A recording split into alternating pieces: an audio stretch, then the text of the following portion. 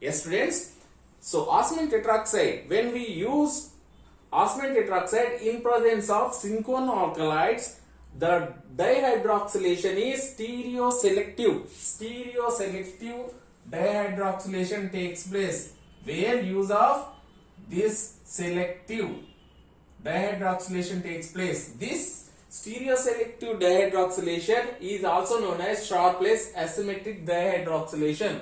Since these synchronoalkalides, dihydroquinidine and dihydroquinine are chiral compounds.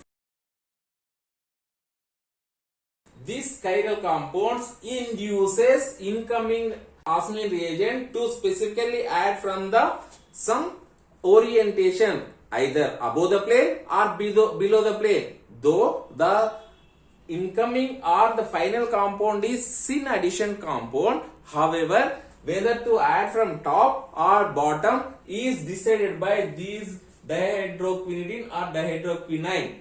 This selectivity depends on the presence of the groups on double bond. So double bond, if the groups, name it as small group, medium group or large group. If the groups are clockwise direction, right? Clockwise direction. So the dihydroquinidine, if I use dihydroquinidine in the compound having clockwise direction double bond, adds from the top. Adds from the top means you will get this thick line dihydroxy compound, right? So DHQD, if I use in a clockwise direction containing molecule, it adds from top.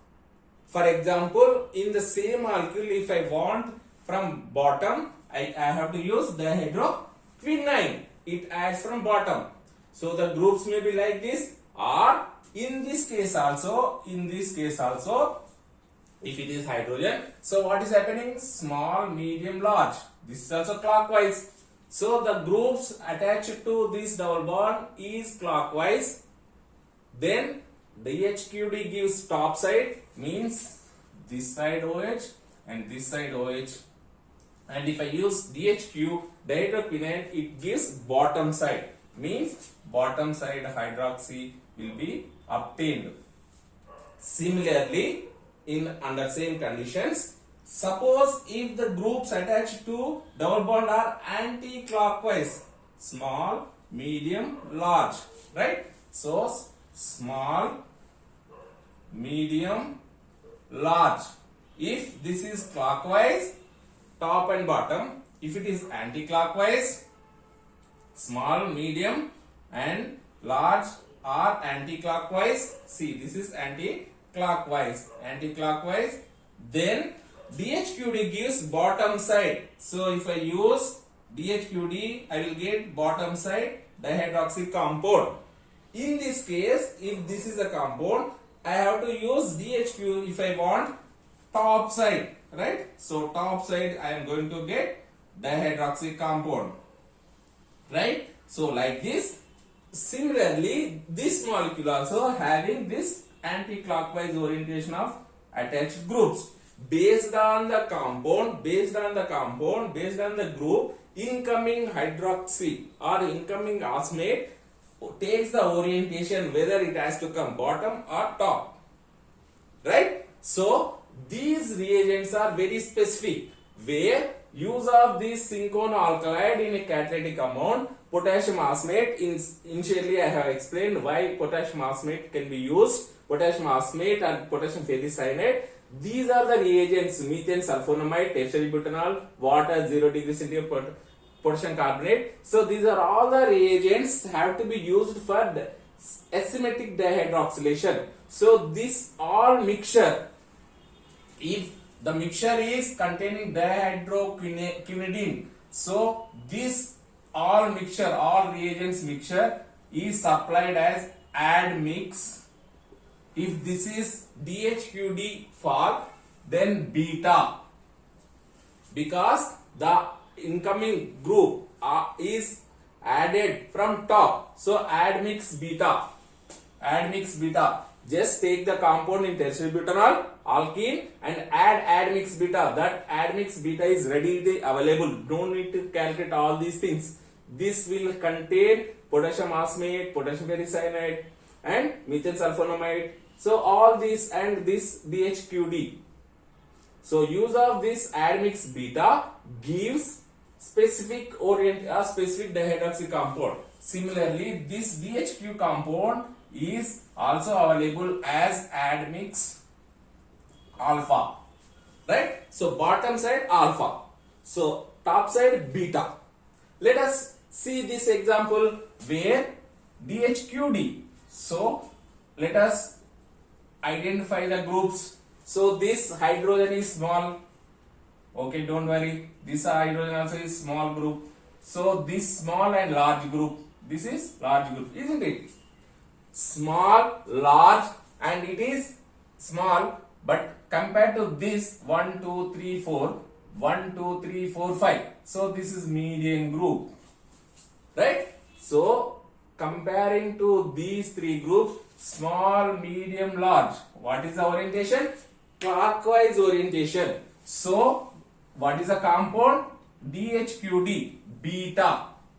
So let us write 1 2 3 1 2 3 4 5 1 2 3 4. So without disturbing this hydrogen here, so this is OH and this is OH. So beta from above the plane, addition is taking place from above the plane, isn't it? So if I use DHQ, what is the reaction or what is the product? So instead of this, what I will get? It is OH. A dotted line I am going to get, isn't it? So this is the product I am going to get. 1 2 3 4 5. So this is the difference. It is asymmetric dihydroxylation, stereo selective or stereo specific. Use of DHQD or DHQ is going to decide the outcoming dihydroxy compound. So this is why Sharpless Asymmetric Dihydroxylation got Nobel Prize in 2001 along with Upjohn, right?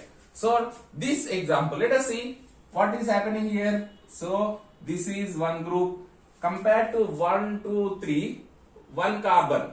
Here how many carbons are? 1 carbon.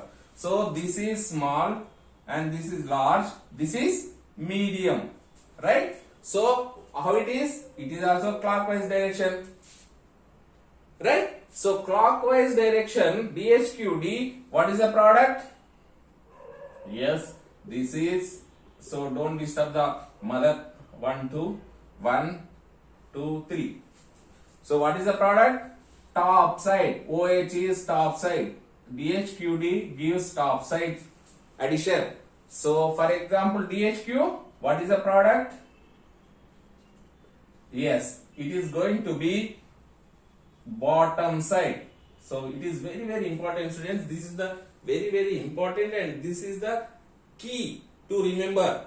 Yes. So this dihydroquinidine, clockwise dihydroquinidine top side, clockwise DHQ bottom side. So based on the synchroalkylate, the orientation takes place, the asymmetric dihydroxylation takes place. So let us take other example. What is here? So this is different from here. So 1 2 3, this is small group, this is large group, right? So this is large group, this is medium group. What is orientation? So here it is anti-clockwise. So when you take anti-clockwise double bond containing compound, what is the orientation of DHQD? DHQD adds from bottom side. So this is the difference. So adds from the bottom side where this is double bond is not disturbed. 1 2 3 and 4. So the dihydroxy compound what we are going to get is bottom side, right? So here what is the product?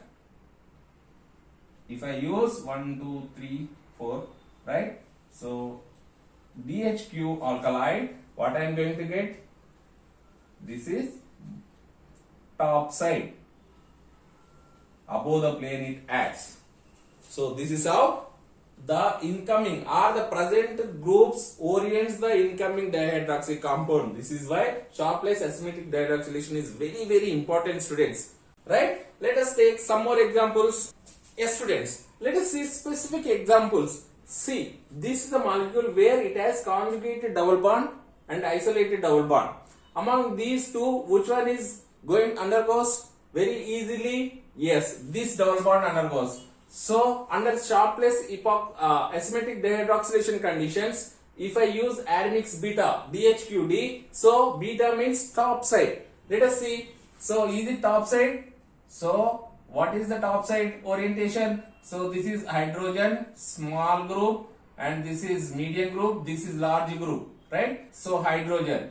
So, SML, what is the orientation? Yes, this is clockwise orientation. So, let us write clockwise orientation, dihydroxy compound. So, this is methyl group. So, top side we are going to get dihydroxy compound where it gives specific this regioselective dihydroxylation takes place to give top side. So this is about 93% EE. Yes, students. So let us take other example. This is very important. Just by seeing, what do you say? Yes, this is isolated, it easily undergoes. No. So the initial conditions of osmium tetroxide, what we said? Yes, osmium tetroxide loves electron donating groups. So these two methyl groups are electron donating groups.